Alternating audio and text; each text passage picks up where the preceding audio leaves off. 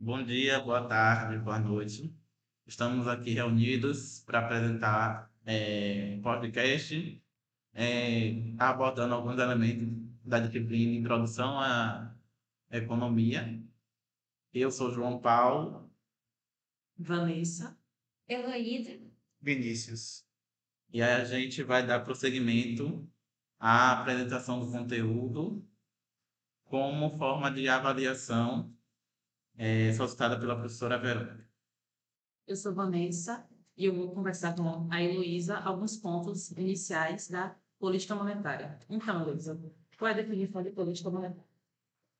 Política monetária pode ser definida como um conjunto de decisões que tem como base fundamental a taxa básica de juros de curto prazo, por meio das quais o governo toma atitudes em relação à economia.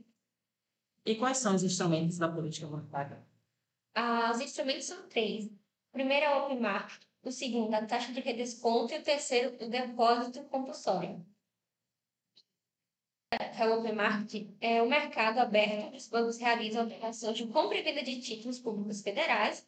Aí, dessa forma, o governo pode atuar no mercado através do Banco Central, comprando e vendendo esses títulos. Na segunda, que é a taxa de redesconto, tem uma espécie de empréstimo do Banco Central para as instituições financeiras, onde o Banco Central é conhecido, justamente por essa razão, como o Banco dos Bancos.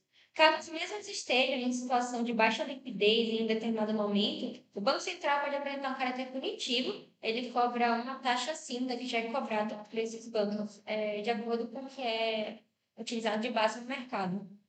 Lá no depósito compulsório, é o recolhimento pelos bancos de percentual sobre os valores depositados, segundo a política do Banco Central. Ou seja, é uma taxa que os bancos pagam ao Banco Central, que já falei que, se em dado momento estiver ruim, a taxa fica um pouquinho mais elevada. E aí finaliza esses três instrumentos da política. E qual é o diagnóstico dos últimos 4 anos da economia? A gente tem que sempre pensar que o Brasil passou por um momento muito ruim, crise econômica, unido também à pandemia. Então, a gente tem um processo de recessão e recuperação. A economia brasileira foi marcada por uma forte recessão, depois seguida por um ciclo de recuperação, quando contraiu 13,9% em 2020, devido aos efeitos recessivos da pandemia. E lá em 2021, a economia teve uma rápida recuperação, uma expansão de 4,6%. Depois a gente vai para a área de investimentos privados. O objetivo das reformas foi aumentar a atratividade da economia brasileira dos investimentos privados, reduzindo as taxas de juros através de diminuição do risco fiscal e da melhora da composição de gasto público. Aí, no crescimento de 2022, a economia brasileira registrou uma expansão de 12,9%, de acordo com o monitor do PIB calculado pelo Instituto Brasileiro de Economia da Fundação Getúlio Vargas. Porém, a economia foi desacelerando, ao longo do ano, e no quarto trimestre ela retraiu 0,2%. E a gente tem os desafios. E apesar dessa boa recuperação, o potencial de crescimento brasileiro continua baixo diante da elevada certeza. Tendo também a queda das rendas da família, pouco espaço fiscal para investimento público e um alto nível de atividade ainda nas empresas. E quais os tipos de política monetária e qual é o utilizado pelo Brasil? Existem dois tipos de política monetária. Tem a política monetária expansionista e a política monetária protecionista. A expansionista é quando o Banco Central aumenta a oferta de moeda no país e diminui as taxas de juros. O objetivo é fazer com que a economia cresça e o consumo seja expandido. Já a contracionista é o inverso da anterior. Ela é realizada quando o PIB e o consumo dentro de uma economia diminuem. É quando basicamente o Banco Central aumenta a taxa de juros, a ação que é feita quando a moeda dentro do fluxo econômico é reduzida. No Brasil, as políticas tanto expansionistas quanto contracionistas são executadas pelo Banco Central, dependendo de como a economia brasileira tem andado. Bom, João, vou perguntar agora a João, como funciona o consumo durante os 4 últimos anos? Bom, para falar sobre consumo, a gente tem que explorar mais do que a minha colega falou, Heloísa, de abordar esses 4 últimos anos. Detalhadamente, eu vou estar abordando mais profundamente. Precisamos analisar cada ano para construir uma resposta para essa pergunta. Segundo o IBGE, começamos com o ano de 2020 e que explode a pandemia de 2019 no mês de março aqui no Brasil. de modo geral, afetando economicamente o planeta como um todo. Com o fim de 2020, obtemos os seguintes resultados. O PIB ele atingiu 7,6 trilhões de reais e, se comparado com o PIB de 2019, temos uma redução de 3,3%. Destacando um dos elementos que contribui para esse PIB, temos a agropecuária, que cresceu 4,2%, a indústria caiu 3,0% e os serviços eles caíram 3,7%. Já o consumo da família ele também teve uma retração de 4,5% e as despesas de consumo final do governo caiu 3,7%. Em 2020, a gente tem a seguinte explicação do Cristiano Martins, gerente de bens e serviços de bens e serviços de contas nacionais do IBGE. Abre aspas, foi uma queda muito localizada nos serviços, principalmente nos serviços presenciais, paralisados durante a pandemia, como hotéis, restaurantes, cinema e entretenimento, viagens e os serviços domésticos. O PIB de 2020 ele foi revisado de menos 3,9% para menos 3,3%. A revisão decorreu principalmente da incorporação de novos dados sobre os serviços, que passou de menos 4,3% para 3,7%, em particular para outras atividades de serviço. A queda da indústria foi revisada de menos 3,4% para menos 3%, enquanto o crescimento da agropecuária foi revisado de 3,8% para 4,2%. A queda dos outros serviços explica a maior parte da queda na economia. Dentro dessas atividades, destacam-se a queda no serviço de alimentação, menos 27%, serviço de alojamento, menos 27% também, atividades artísticas, menos 25,5%, e serviços domésticos, menos 23,3%. Explica o gerente. Destaque-se também as quedas nas indústrias de transformação, com o percentual de menos 4,7%, e no setor de administração, defesa, saúde e educação pública e seguridade social, com menos 4,5%, e a construção, menos 2,1%, que voltou a cair após apresentar em 2019 o primeiro resultado positivo. Em 2020, 7 dos 12 grupos de atividades econômicas tiveram uma retração, destacando o setor de serviços com um percentual negativo de 9,3%. Essa queda se dá pelo fechamento dos serviços não essenciais para conter o avanço da contaminação pelo coronavírus. Diversos serviços que têm a necessidade de atendimento ao público tiveram que ser suspensos e apenas serviços essenciais estavam autorizados a funcionar. Destaque que o setor de serviços responde por mais de 60% do PIB brasileiro, o que logicamente se reflete na queda do PIB no ano que a gente está estudando, no caso 2020.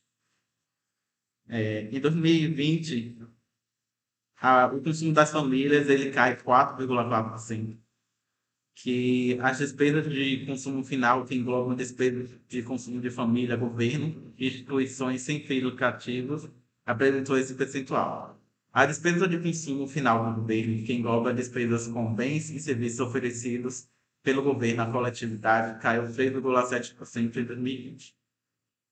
Já o consumo das famílias, que representa 61,8% do PIB, caiu 4,5%. A variação de preços dos bens e serviços consumidos pelas famílias foi de 4,5%. Comparando-se a participação de bens e serviços no consumo final da família, observa-se que em 2020 os serviços tiveram queda de menos 10%, bem maior que os bens de consumo, menos 0,7%. No grupo de alimentação e bebidas, a queda veio principalmente do consumo de bares e restaurantes, menos 29%, enquanto a alimentação em domicílio ficou estável. Já o grupo de habilitação, a despesa com aluguéis caiu, menos 5,1%, mas aumentou o consumo de energia elétrica, no percentual de 3,6%. Agora partimos para o ano de 2021. Em 2021, o crescimento do PIB foi de 4,6%, totalizando 8,7 trilhões de reais. Esse resultado recuperou as perdas de 2020, quando a pandemia encolheu 3,9% do PIB anterior, como mencionado pela minha colega Heloísa. O crescimento da economia em 2021 foi puxado pelas altas nos serviços, com um percentual de 4,7%, e na indústria, 4,5%, que juntos representaram 90% do PIB do país naquele ano. Por outro lado, a agropecuária recuou 0,2%. Segundo a Rebeca Paus, que é coordenadora de contas nacionais do IBGE, todas as atividades que compõem os serviços cresceram em 2021, com destaque para transporte, armazenagem e correio, 11,4%. O transporte de passageiros subiu bastante, principalmente no fim de ano, com o retorno das pessoas às viagens. A atividade de informação e comunicação também avançou, puxada pela internet e desenvolvimento de sistemas, apresentando um percentual de 12,3%. Essa atividade já vinha crescendo antes da pandemia, mas com o isolamento social e todas as mudanças provocadas pela pandemia, esse processo se intensificou, fazendo a atividade crescer ainda mais. Outras atividades de serviços também tiveram alta no período, totalizando 7,6% de alta.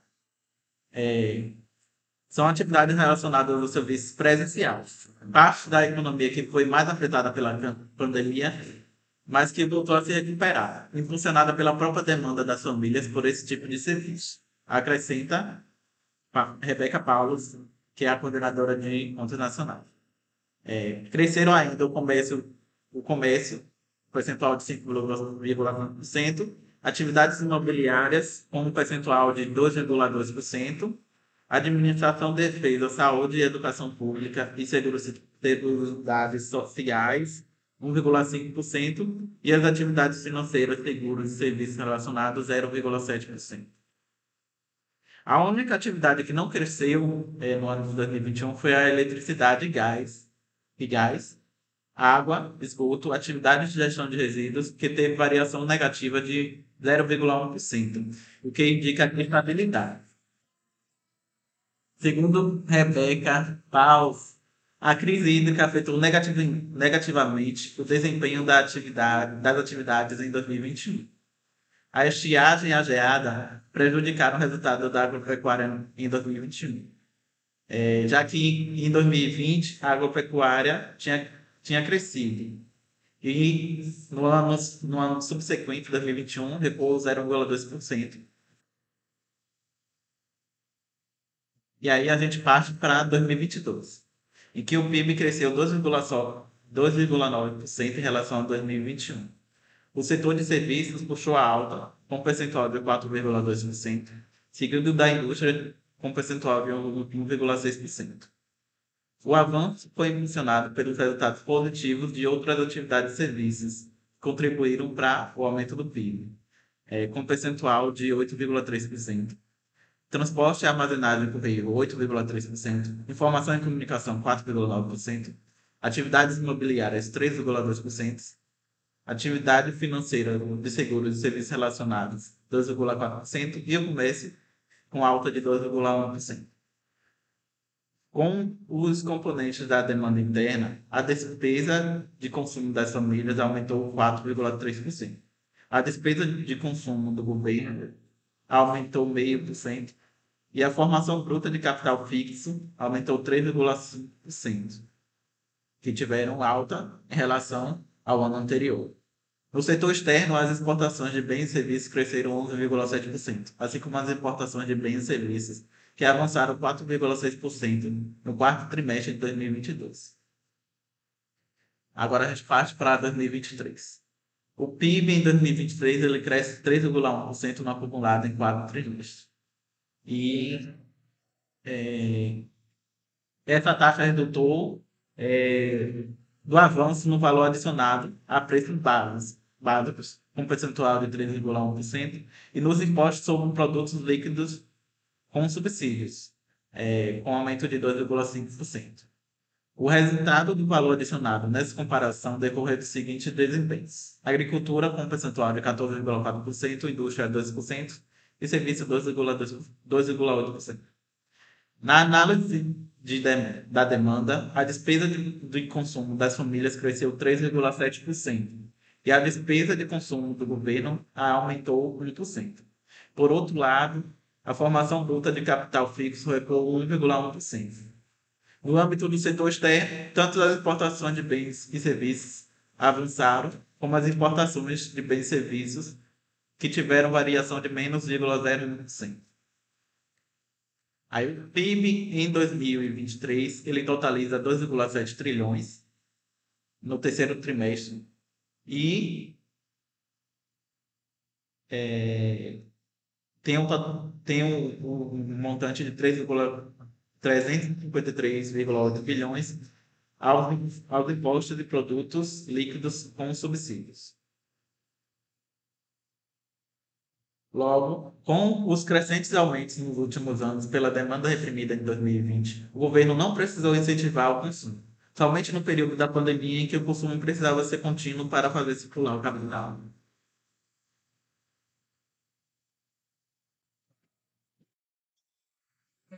E qual é o comportamento da inflação no período de 4 anos e quais são seus efeitos na economia? Para estudar o comportamento da inflação, precisamos saber o que estamos abordando. Bom, o que é inflação? Inflação é o nome dado ao aumento de preços de produtos e serviços. Ela é calculada pelos índices de preços, comumente chamado de índice de inflação.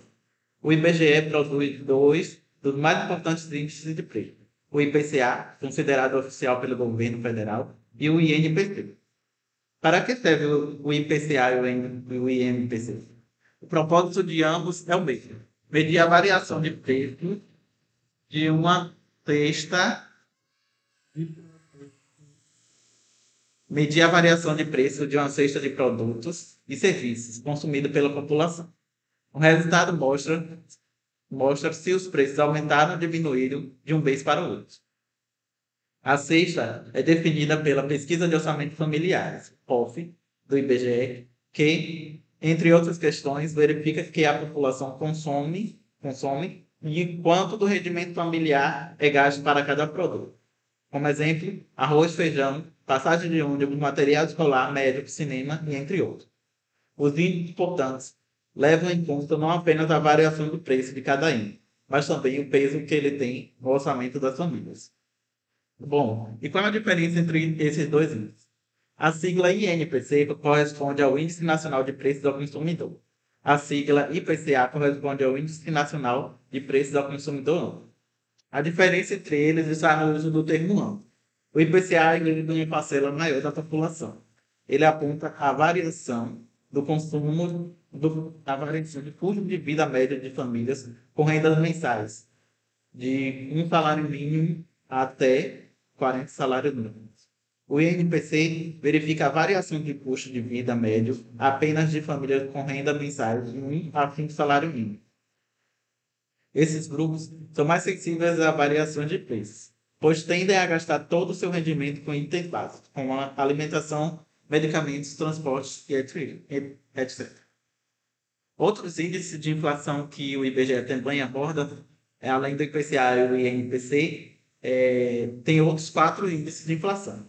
O IPCA 15, que tem a diferença do IPCA apenas no período de coleta, no qual, em geral, do dia 16 do mês anterior ao dia 15 do mês de referência, funciona como uma prévia do IPCA. Ou seja, ele pega um período por exemplo, estamos no mês de fevereiro. Pegamos como referência 16 de fevereiro até 15 de março para a gente aplicar o IPCA 15. O IPCA é o acumulado trimestral do IPCA ativo. O IPP é voltado para a indústria e mede a variação de preço de venda recebido pelos produtores de bens e serviços. Sua sigla corresponde ao índice de preços ao produtor. Já o SINAP é produzido em conjunto com a Caixa Econômica Federal. A Caixa mede a variação de preços para o setor habitacional e de construção. Sua sigla corresponde ao Sistema Nacional de Pesquisa de Custos e Índices da Construção Civil.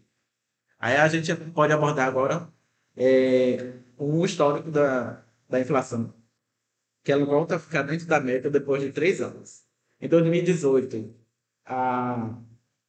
o IPCA foi de 3,75%. Aí a gente parte para 2020, que é o ano de estudo da gente, em que apresentou 4,52. Aí a gente parte para o próximo ano de estudo, 2021, em que o IPCA apresentou 10,06%. No próximo ano, 2022, ele apresentou 5,79%. Em 2023, apresentou 4,72%. E aí, a gente pode apresentar o histórico recente da inflação. Informando que a inflação desacelerou nos primeiros meses da pandemia de Covid-19 e que a taxa anual saiu de 4,31% em dezembro de 2019 para 1,88% em junho de 2020. Depois, acelerou por 18 meses consecutivos, até novembro de 2021. A taxa cedeu em dezembro de 2022, mas voltou a subir por mais 4 meses, até atingir o pico de 12,13% em abril de 2022, o maior patamar do ciclo inflacionário recente. A inflação terminou 2022 a 5,79%.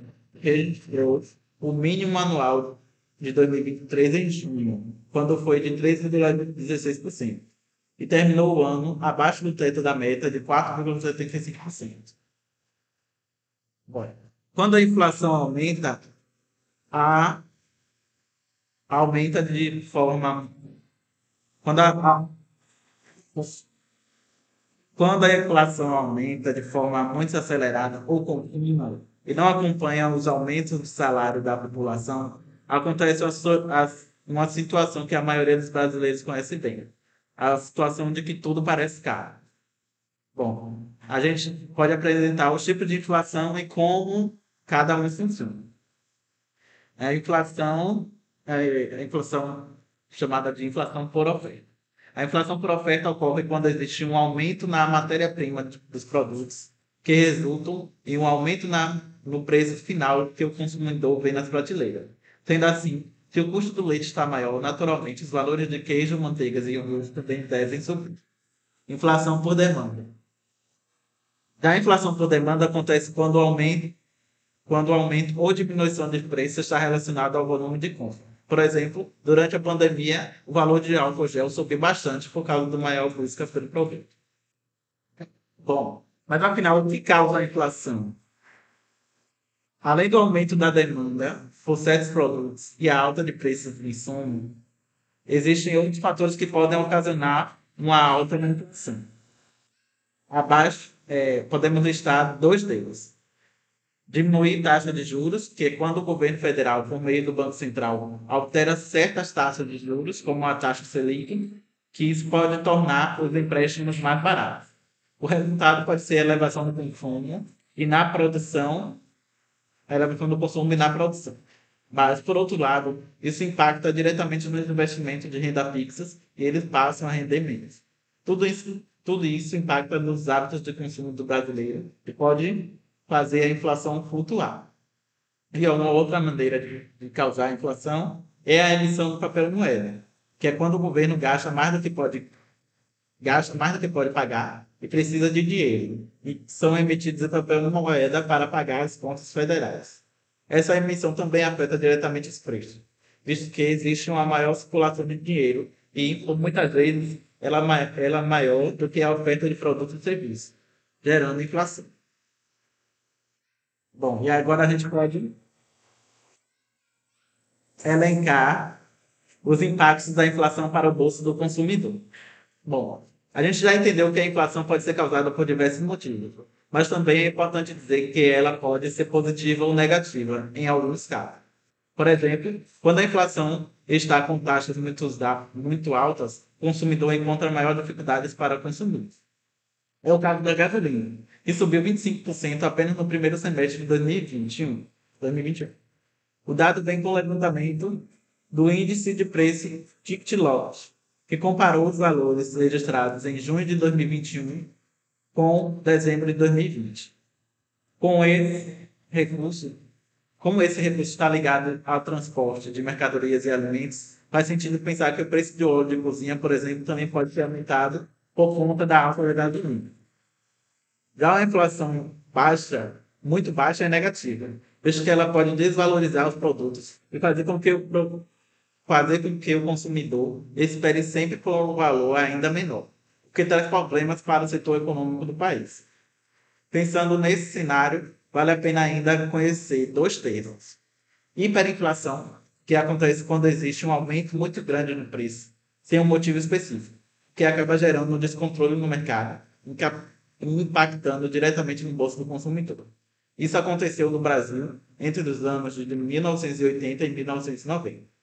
E também temos o outro cenário, que é a deflação, que quando os preços de produtos e serviços estão muito baixos e tendem a continuar caindo sem explicação. Ou seja, existe uma grande oferta, porém poucas pessoas para adquirir.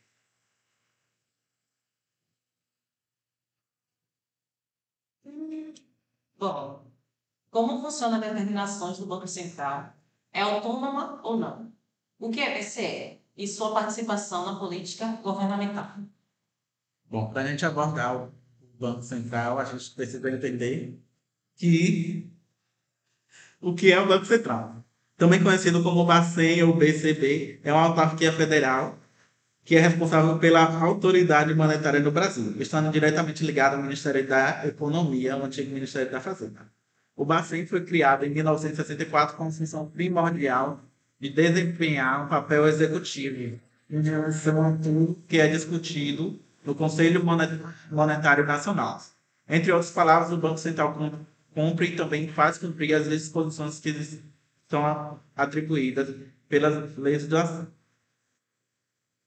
o Banco Central é o principal executor das orientações do Conselho Monetário Nacional e responsável por garantir o poder de compra da moeda nacional, tendo por objetivo zelar pela adequada liquidez da economia, manter as reservas internacionais em níveis adequados, estimular a formação de poupança e zelar pela estabilidade. Bom, o que ele diz? O Banco Central gerencia o meio circulante, que nada mais é do que garantir para a população o fornecimento adequado de dinheiro em espécie, garantir a estabilidade do poder de compra da moeda, zelar por um sistema financeiro sólido, eficiente e competitivo e fomentar o bem-estar econômico da sociedade. O principal objetivo do Banco Central do Brasil é assegurar o poder de compra da moeda nacional e garantir o sistema nacional seja sólido e eficiente. Nesse sentido, a autarquia deve administrar a liquidez da economia, incentivar a formação de poupança, formar reservas internacionais sólidas e a nível saudável e promover a qualidade e aperfeiçoamento constante do sistema financeiro nacional. Bom, qual a interferência do Banco Central nas operadoras de crédito?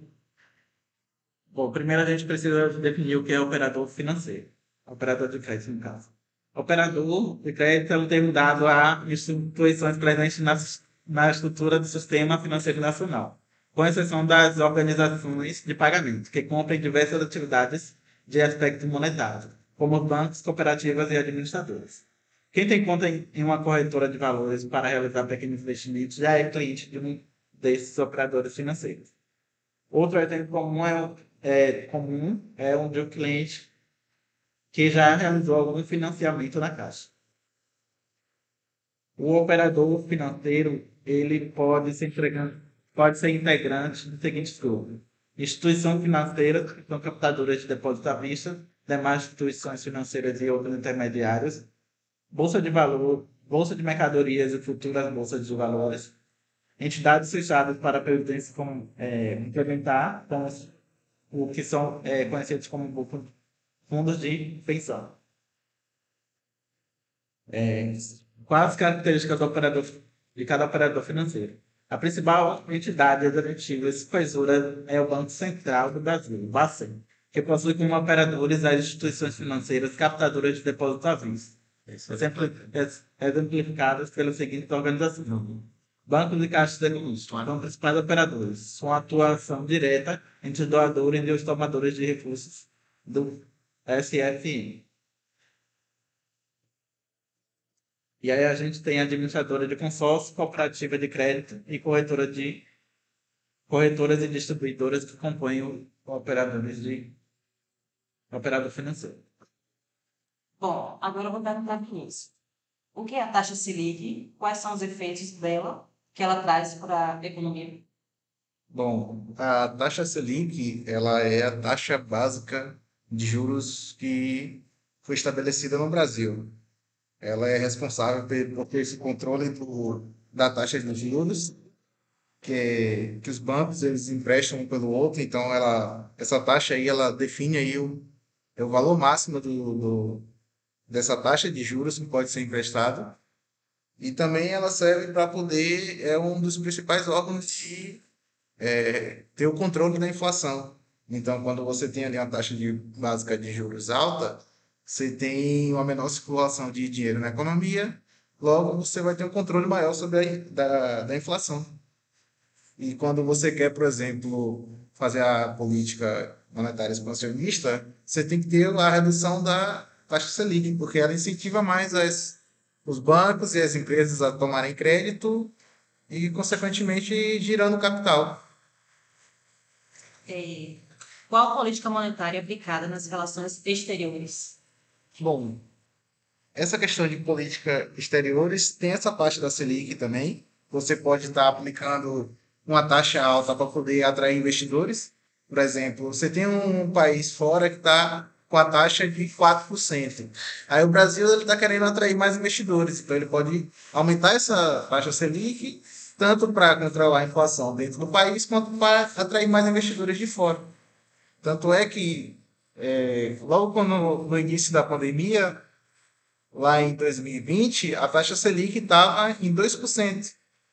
Quando passou para 2021, começou ali a questão de controle de inflação, a taxa Selic foi aumentando. Em vários meses aí ela veio aumentando, até chegar ao teto máximo de 13,75%. E esse valor máximo ele ficou até 2023, em junho, no dia 21, que aí ficou até esse preço. Aí depois começou a reduzir, e agora em 2024, a última atualização está em 11,75.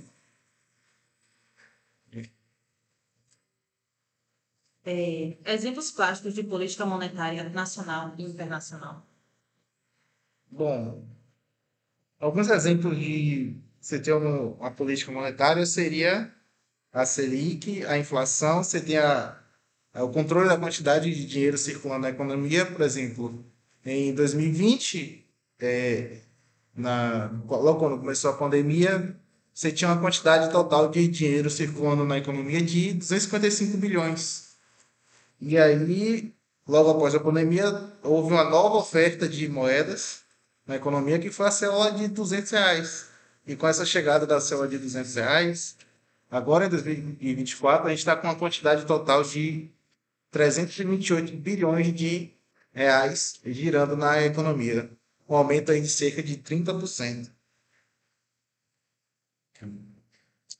Pronto, aí agora a gente parte para questionar Vanessa para dar continuidade ao podcast. Bom, Vanessa, como os títulos públicos podem influenciar na economia?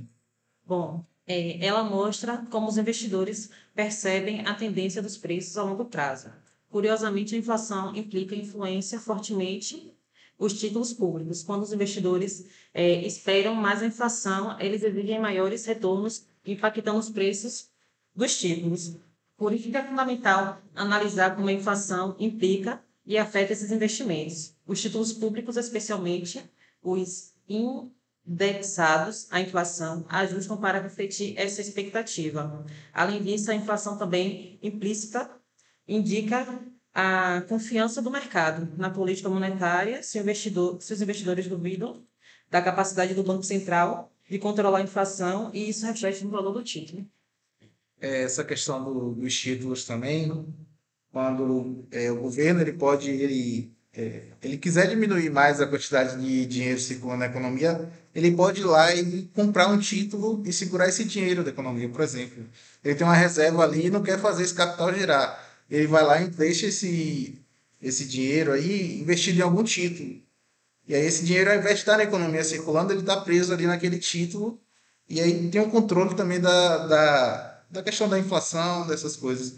E quando ele quer fazer a economia girar, ele vai lá e vende esse título e solta esse dinheiro na economia. Bom, aí a gente parte da próxima pergunta. Quais são os 4 canais de transmissão da política monetária? Bom, os canais de transmissão da política monetária são o canal de investimento e consumo, no caso, a Selic, ela é referência para as demais taxas de economia. Os juros na economia, ela desce, os juros reais, ela desce, investimentos e consumos, ele sobe, a poupança também desce e o preço sobe. O canal de crédito, a Selic também é referência para os bancos, para o custo dos bancos. Os bancos tendem a reduzir a taxa de empréstimo.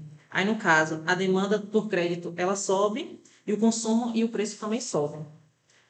Já o canal de câmbio é uma redução dos juros, tende a cair menos investidores estrangeiros, diminuindo o fluxo de moeda estrangeira para o país. Aí vem a Selic também, com a desvalorização do real e maior produção de importados encarece. Tem um canal das expectativas e a taxa de juros, que a taxa de juros influencia as expectativas de famílias e empresas sobre a atividade econômica. Aí, no caso, vem a Selic com a expectativa de recuperação da atividade e a expectativa de aumento dos preços. E o canal da riqueza, que é a redução nos juros, aumenta o valor presente de alguns ativos, inclusive aqueles que são utilizados como garantia em empréstimos por famílias e firmas. No caso, a taxa de juros ela cai, aí aumenta o valor dos ativos, que são casas, títulos, ações, e aumenta as riquezas das pessoas. Aumenta também o gasto das famílias e das empresas, e aumenta os preços. Bom, a gente passa para a próxima pergunta. O que é o horizonte de transmissão e os seus efeitos, os efeitos do juro básico na inflação? Bom, o horizonte de transmissão é quando a inflação ela sobe. No caso, o Copom fixa a meta de taxa básica dos juros da Selic, que tem um alinhamento das expectativas da taxa da Selic, influencia também o custo do crédito no país. Os consumidores e as empresas reagem às mudanças no custo de crédito, que são as decisões de consumos e investimentos, e a reação dos consumidores. E empresas influenciam o preço do produto e dos serviços. Então, aí, para a gente finalizar, a gente tem a complementação da informação de o que é o Copom é o Comitê de Política Monetária, que é o órgão do Banco Central, formado pelo seu presidente e diretores, que define a cada 45 dias a taxa básica de juros da economia, a chamada Selic. As reuniões normalmente ocorrem em 2 dias seguidos e o calendário de reuniões de um determinado ano é divulgado até o mês de junho do ano anterior.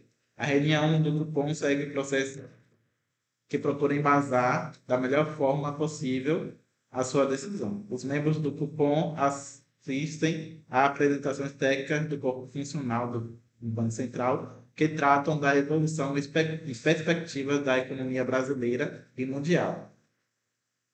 Assim, o comitê utiliza um amplo conjunto de informações para embasar sua decisão. Depois, a reunião é reservada para discussão e a tomada de decisão entre os membros.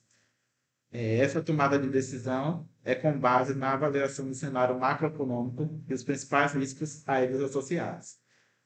Todos os membros do Copom presentes na reunião votam e seus votos são divulgados. As decisões do Copom são tomadas visando com que a inflação medida pelo IPCA situe-se em linha com a meta definida pelo CNI. A decisão do Copom é divulgada no mesmo dia da decisão por meio de comunicado na internet. E aí a gente fecha a abordagem, né, de política monetária durante os últimos 4 anos.